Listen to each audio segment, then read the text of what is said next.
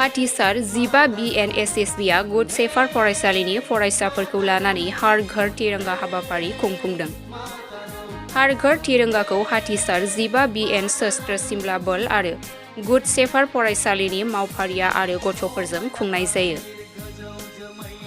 जायनि गेजेरजों सीमा ओनसोलाव थाग्रा सुबुंफोरखौ सांग्रां खालामनो थाखाय मोनसे रेलीबो लानाय जायो।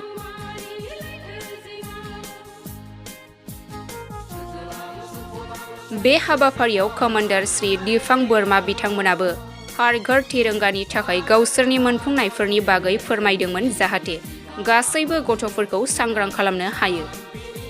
बे हाबाफारियाव बाहागो लायो कमान्डार श्री दिफां बोरमा आरो INSSP GD रतन कुमार मण्डल आरो गुबुन 27 जवानफोर, फरायसालिनि गोरायुं श्री 15 फरायसालिनि मावफारियाफोर आरो 185 गथ'फोरा।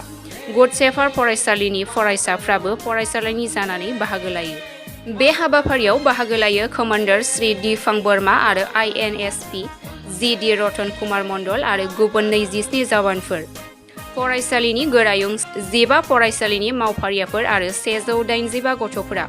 गुड सेफार फरायसालिनि फरायसाफ्राबो फरायसालिनि जानानै बाहागो लायो।